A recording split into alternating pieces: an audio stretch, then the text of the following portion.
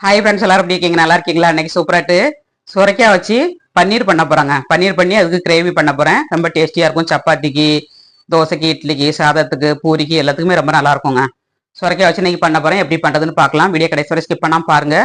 Video உங்களுக்கு பிடிச்சிருந்ததுன்னா like பண்ணுங்க, ஷேர் பண்ணுங்க, கமெண்ட் பண்ணுங்க. உங்களுக்கு ஏதாவது ரெசிபி தேவைன்னா கமெண்ட்ஸ் பண்ணுங்க, அப்லோட் பண்றேன். வாங்க இதை எப்படி பண்றதுன்னு பார்க்கலாம். ஃபர்ஸ்ட் கிரேவி பண்ணதுக்கு எல்லாத்தையும் அவிச்சு எடுத்துக்கணுங்க. எல்லாத்தையும் அவிச்சு தான் இன்னைக்கு பண்ண போகிறேன். ரொம்ப டேஸ்டியாக இருக்கும். இந்த மாதிரி ட்ரை பண்ணுங்கள் நீங்களும் வீட்டில். அட்டகாசமாக இருக்குங்க சப்பாத்திக்கு வந்து. இதெல்லாம் வச்சு தான் இன்றைக்கி பண்ண போகிறேங்க. எப்படி பண்ணுறதுன்னு பார்க்கலாம். ரொம்ப டேஸ்டியாக இருக்கும். ஒரு முறை இந்த மாதிரி ட்ரை பண்ணி பாருங்கள். முந்திரி பருப்பும் ஆட் பண்ணிடலாம். இது எல்லாத்தையும் வேக வச்சு நம்ம கிரேவி மாதிரி அரைச்சி எடுத்துக்கணுங்க. இப்போ எல்லாத்தையும் வந்து ரெண்டு ரெண்டாக கட் பண்ணி போட்டுக்கலாங்க. அப்படியே முழுசாக போட்டால் இடத்த ரொம்ப அடைக்கும். அதனால் வெங்காயத்தையும் தக்காளியும் ரெண்டாக கட் பண்ணி போட்டுக்கலாம். 2-3 கட் பண்ணி போட்டுக்கோங்க.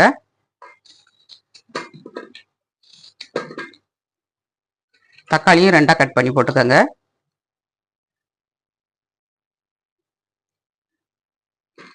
தக்காளியில் இருக்க மூட்டை கட் பண்ணி எடுத்துருங்க. மூட்டை எடுத்துட்டு நம்ம எல்லாத்தையும் ஆட் பண்ணணுங்க.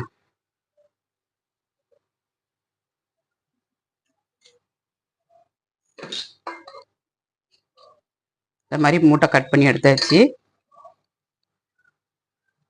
இதில் எல்லாமே நம்ம ஆட் பண்ணியிருக்கோம். பூண்டு, இஞ்சி, முந்திரி பருப்பு, மிளகாய், வெங்காயம், தக்காளி, அப்புறமா பட்டை 1/2 ஸ்பூன், மிளகு 2 ஏலக்காய், லவங்கம் 2 லவங்கங்க. இதையும் கூட நான் ஆட் பண்ணிவிடுதேன். எல்லாம் ஆட் பண்ணியாச்சு. இப்போ சுரைக்காய் வந்து நம்ம அரைக்க போகிறோங்க. இதை வந்து அரைச்சி நம்ம பன்னீர் பண்ண போகிறோம். எப்படி பண்ணுறதுன்னு பார்க்கலாம். இப்போ சுரைக்காய் வந்து க்ளீன் பண்ணிடலாம். சுரைக்காய் வந்து இந்த மாதிரி தோலை சீவிக்கங்க. தோலை சீவிட்டு நம்ம பொடிசாக கட் பண்ணிடணுங்க. உள்ள இருக்க சோறு மாதிரி இருக்கும், உள்ளுக்குள்ளே வெள்ளையாட்டு. அதை அவ்வளோத்தையும் வெளியே எடுத்துடணும். வெளியே எடுத்துட்டு நம்ம சதைப்பத்தை மட்டும் எடுக்கணுங்க. இதை சின்னதாக கட் பண்ணி எடுத்துக்கலாம். இருக்கு பாருங்க. இந்த மாதிரி 2 கட் பண்ணிட்டு நம்ம உள்ளுக்கு இருக்க சுரைக்காவை எடுத்துடணுங்க. இந்த மாதிரி எடுத்துருங்க. அதை வந்து போட்டிங்கன்னா அவ்வளோ நல்லா இருக்காது. ஏன்னா நம்ம பன்னீர் மாதிரி எடுக்க போகிறோம். அதனால அதை எடுத்துடணும். ரொம்ப ஈஸிங்க பண்ணுறது. பன்னீர் நம்ம கடையில் வாங்கிறதோட இந்த மாதிரி சுரைக்காய், அது இல்லைன்னா காலிஃப்ளவர் இதெல்லாம் வச்சு பண்ணலாம். பன்னீர் வந்து வீட்டிலே காய்கறி சாப்பிடாத குழந்தைகளுக்கு இந்த மாதிரி பண்ணி கொடுங்க. சின்ன சின்ன பீஸாக கட் பண்ணி நம்ம மிக்ஸில் அரைக்கணும். தண்ணி எதுவும் ஆட் பண்ணாமல் அரைச்சி எடுத்துடணுங்க. நம்ம சுரைக்காயிலே தண்ணி இருக்கும், அதனால் தண்ணி எதுவும் ஆட் பண்ணாதீங்க. இப்போ இதை வந்து குட்டி குட்டி பீஸாக கட் பண்ணி எடுத்துக்கலாங்க.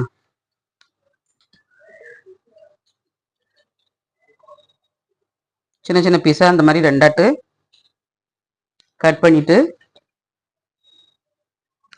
இந்த மாதிரி குட்டி குட்டியாக கட் பண்ணிடணும். அப்போ தான் மிக்ஸி சாரில் அரைப்படும். நல்லா சாஃப்டாக அரைக்கணும்.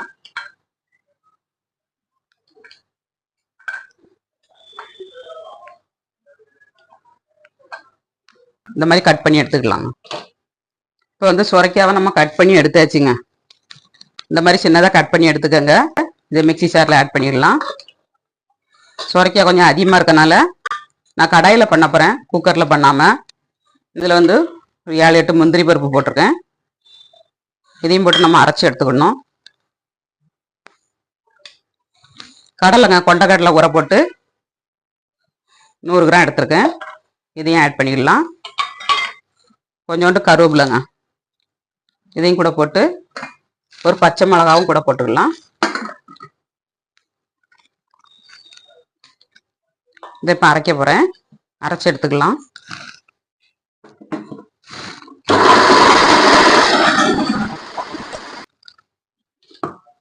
கொஞ்சம் அரையணுங்க. நான் குக்கரில் இருந்து இந்த கடாய்க்கு மாற்ற போகிறாங்க. குக்கரில் வந்து இந்த பிளேட் வந்து நிற்க மாட்டேங்குது. அதனால் இந்த கடாயில் வச்சு நம்ம பிளேட்டில் வச்சு ஊற்றினோம்னா அவிறதுக்கு ஈஸியாக இருக்குங்க. இப்போ அரைச்சி எடுத்தாச்சு. நம்ம எடுத்துக்கலாம் மிக்ஸி ஜார்லேருந்து. இந்த கடாயில் வந்து அடியில் ஒரு ஸ்டாண்ட் வச்சுக்கிடலாம். ஸ்டாண்ட் வச்சுட்டு நம்ம தக்காளி வெங்காயம் எல்லாத்தையும் சைடில் ஆட் பண்ணிடலாம்.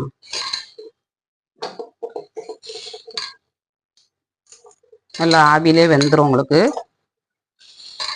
இஞ்சி பூண்டு பேஸ்ட் எல்லாமே நம்ம இதிலே எடுத்துக்கிடலாம்.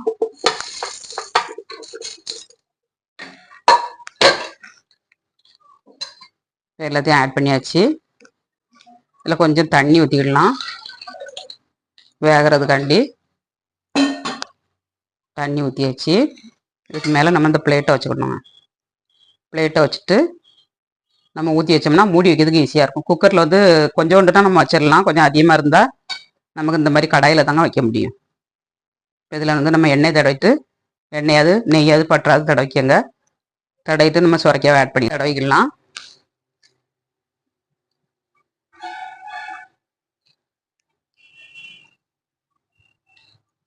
எண்ணெய் தடவியாச்சு. எண்ணெய் தடவினீங்கன்னா உங்களுக்கு எடுக்கிறதுக்கு ஈஸியாக இருக்குங்க. பிளேட்டில் ஊற்றினீங்கன்னா உங்களுக்கு கட் பண்ணுறதுக்கும் ஈஸியாக இருக்கும். அதனால் இந்த மாதிரி பிளேட் இருந்ததுன்னா பிளேட்டில் ஊற்றிக்கங்க. இப்போ நம்ம அரைச்சி வச்சுருக்க சுரைக்காவை இதில் ஆட் பண்ணிடலாம். நான் ஒரு 2 ஸ்பூன் தண்ணி ஊற்றினேங்க. கடலை போட்டுக்கனால கொஞ்சம் தண்ணி பற்றாக்குறையாகுது. அதனால் கொஞ்சோண்டு 2 ஸ்பூன் தண்ணி ஊற்றிக்கிட்டேங்க. எல்லா இடம் பருத மாதிரி ஸ்ப்ரெட் பண்ணிக்கோங்க.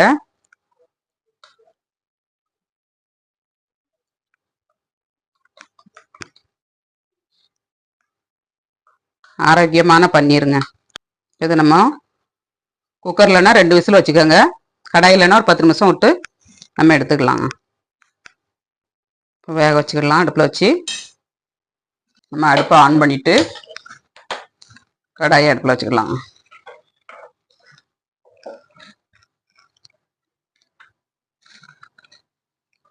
நல்லா ஸ்ட்ரெயிட்டாக வச்சுக்கோங்க. ஸ்ட்ரெயிட்டாக வச்சுட்டு நம்ம மூடி வச்சுக்கணும். வேகட்டும், அப்புறமா எடுத்துக்கலாம். சுரைக்காயெல்லாம் சாப்பிட்றது ரொம்ப நல்லதுங்க. அதனால அடிக்கடி சுரைக்காய் சாப்பிடுங்க. சுரைக்காய் சாப்பிடாதவங்களுக்குலாம் இந்த மாதிரி ட்ரை பண்ணி கொடுங்க. டேஸ்டியாக இருக்கும், சாப்பிடுவாங்க. பன்னீர்னு சொல்லி நம்ம கொடுத்தோன்னா சாப்பிட்ருவாங்க. குழந்தைகளுக்கும் சரி பெரியவங்களுக்கும் சரி இந்த மாதிரி பண்ணி கொடுங்க. இப்போ கொஞ்சம் வேகட்டும், நம்ம எடுத்துக்கலாம். எல்லாம் அவஞ்சிருச்சான்னு பார்த்துக்கலாம். சூப்பராட்டு வெந்துருச்சுங்க. அடுப்பை ஆஃப் பண்ணி விட்டுடலாம். கொஞ்சம் ஆற விட்டு நம்ம கட் பண்ணி எடுக்கணுங்க. இப்போ வந்து நம்ம எடுத்து வெளியில் வச்சுக்கிடலாங்க.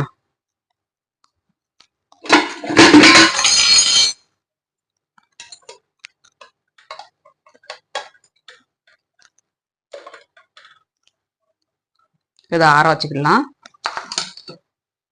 அப்புறமா கடாயில் எல்லாமே நல்லா வெந்துருச்சு பாருங்க. இது அவ்வளோத்தையும் நம்ம மிக்ஸி ஜாரில் போட்டு அரைச்சிக்கணும். நல்லா சாஃப்டாக வந்துருச்சு. இதே கடாயில் தான் நம்ம பண்ண போகிறோம். மிக்ஸி ஜாரில் மாற்றிடலாம்.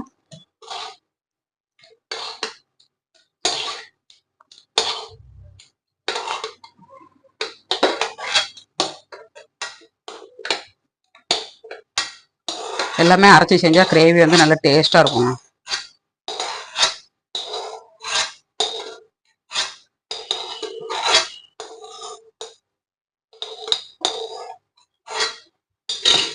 இதை அரைச்சி எடுத்துக்கலாம்.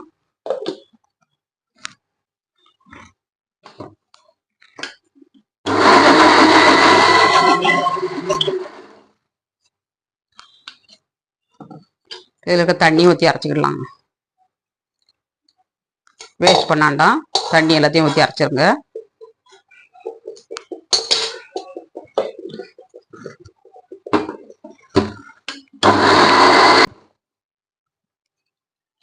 நல்லா மையாக அரைச்சாச்சுங்க. தாளசம் பண்ணிடலாம். நம்ம ஆன் பண்ணிடலாங்க. இப்போ கடாய் நல்லா காஞ்சிருச்சு. 2 ஸ்பூன் எண்ணெய் ஆட் பண்ணிடலாம். கடாயில் வந்து 1/2 ஸ்பூன் ஜீரகங்க, அப்புறம் 1/2 ஸ்பூன் சோம்பு எல்லாம் நல்லா பொரிஞ்சிருச்சு. ஒரு 1/2 ஸ்பூன் வரமிளகாத்தூள் ஆட் பண்ணிடலாம். இதுக்கு தேவையான மசாலா ஆட் பண்ணிடலாங்க. எப்பவுமே மிளகாத்தூள் போட்ட உடனே தீ ஆரம்பிச்சிடும். கொஞ்சம் அடுப்பை குறைச்சி வச்சுக்கோங்க. 1.5 ஸ்பூன் வரமல்லிங்க, 1/2 ஸ்பூன் மஞ்சள் தூள், ஒரு 1/2 ஸ்பூன் கரம் மசாலா போட்டுக்கோங்க. தேவையான மசாலா ஆட் பண்ணியாச்சுங்க.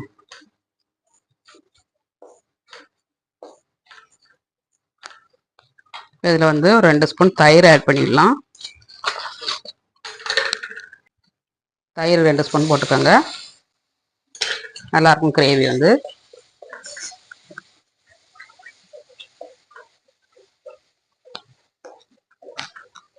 தயிரை நல்லா மசிச்சுட்டு அப்புறமா நம்ம அரைச்சி வச்சிருக்க கிரேவி ஆட் பண்ணிடணுங்க.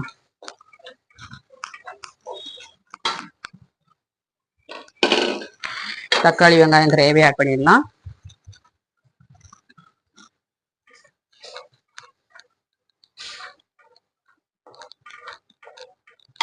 நல்லா ஃப்ரை ஆகணுங்க. அடுப்பை கூட்டி வச்சுக்கோங்க. எந்த அளவுக்கு கிரேவி நல்லா வதங்குதோ அந்த அளவுக்கு டேஸ்ட் நல்லாயிருக்கும். தெறிக்க ஆரம்பிக்கும். கொஞ்சம் குறைச்சி வச்சுட்டு அப்புறமா கிண்டி கொடுத்துக்கோங்க.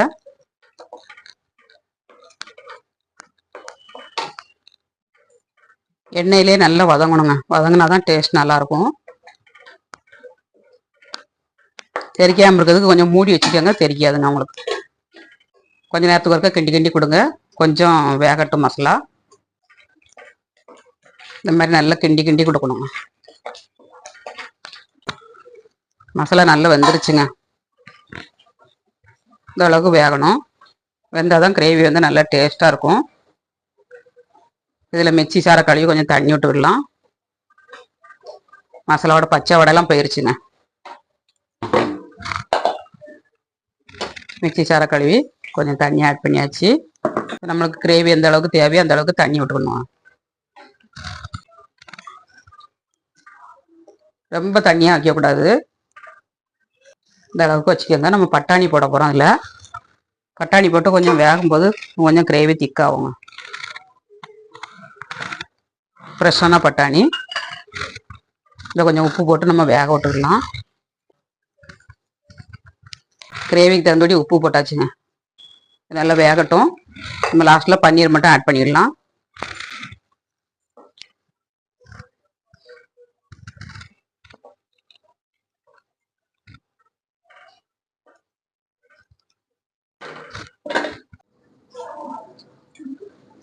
நல்லா கொதிச்சிருச்சு. பட்டாணி நல்லா வெந்துருச்சு.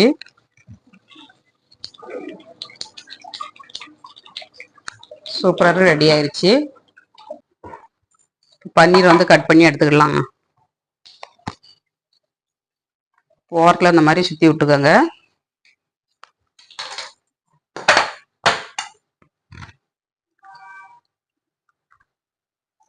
ஒட்டாமல் நமக்கு வந்துருச்சு பாருங்க. நமக்கு எந்த சைஸில் பீஸ் தேவையோ அந்த சைஸில் கட் பண்ணி எடுத்துடணும்.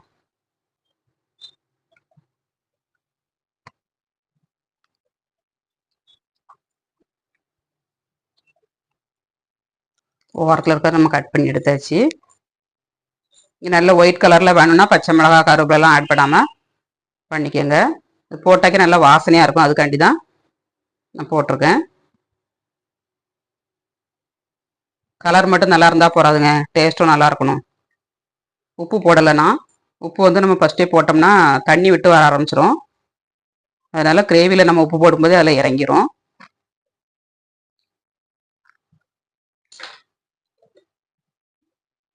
சூப்பராகிட்டு பன்னீர் எப்படி கிடச்சிருக்கு பாருங்க. ஓகேங்களா? இந்த மாதிரி நீங்களும் ட்ரை பண்ணுங்க.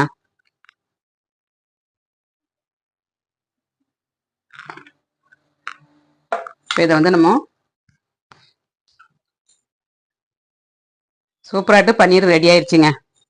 இப்போ கிரேவியில் ஆட் பண்ணிடலாம். கிரேவி ரெடி ஆயிடுச்சு. நல்லா எண்ணெய் திரிஞ்சு வந்துருச்சு. இந்த மாதிரி ஒவ்வொரு பீஸாக எடுத்து போட்டுக்கோங்க. டேஸ்ட் ரொம்ப அட்டகாசமாக இருக்குங்க.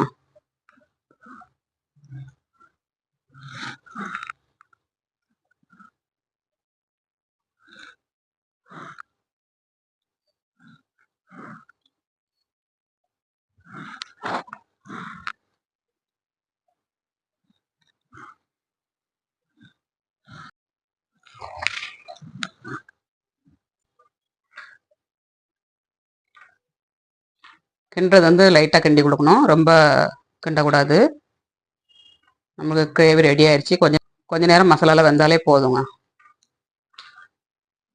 இந்த மாதிரி ஃப்ரெஷ்ஷான பட்டாணிலாம் போட்டு கிரேவி பண்ணுங்க, அவ்வளோ ஒரு டேஸ்ட்டாக இருக்குங்க. இதில் வந்து கஸ்தூரி மேத்தி கொஞ்சம் போட்டுக்கலாம்,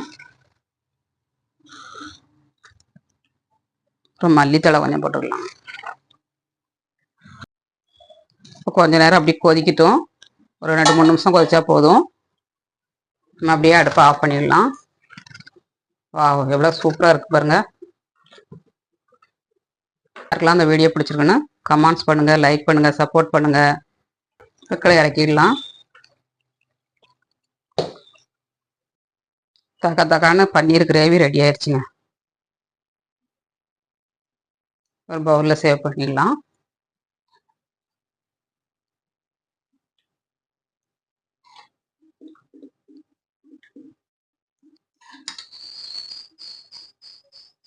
இருக்கும். இப்போ பட்டாணி சீசன், அதனால் கிடச்சிச்சின்னா வாங்கி போட்டுக்கோங்க. சூப்பரான பன்னீர் கிரேவி ரெடி. சுரைக்காய் பன்னீர் கிரேவிங்க. சூப்பராட்டு சுரைக்காய் வச்சு பன்னீர் பண்ணியாச்சுங்க. பன்னீர் கிரேவி பண்ணியிருக்கேன். இந்த மாதிரி நீங்களும் வீட்டில் ட்ரை பண்ணுங்கள். ட்ரை பண்ணிட்டு எப்படி இருந்துச்சுங்க அதை கமெண்ட்ஸ் பண்ணுங்கள், லைக் பண்ணுங்கள். நான் இன்றைக்கி சப்பாத்திக்கு தான் பண்ணியிருக்கேன். நீங்களும் சப்பாத்தி, பூரி, நான் எதுக்குனாலும் வச்சு சாப்பிட்லாங்க. தோசை, இட்லி கூட ரொம்ப நல்லாயிருக்கும். ட்ரை பண்ணிட்டு எப்படி இருந்துச்சுங்க அதை கமெண்ட்ஸ் பண்ணுங்கள், லைக் பண்ணுங்கள், சப்போர்ட் பண்ணுங்கள். மீண்டும் நெக்ஸ்ட் வீடியோவில் சந்திப்போம். பாய்.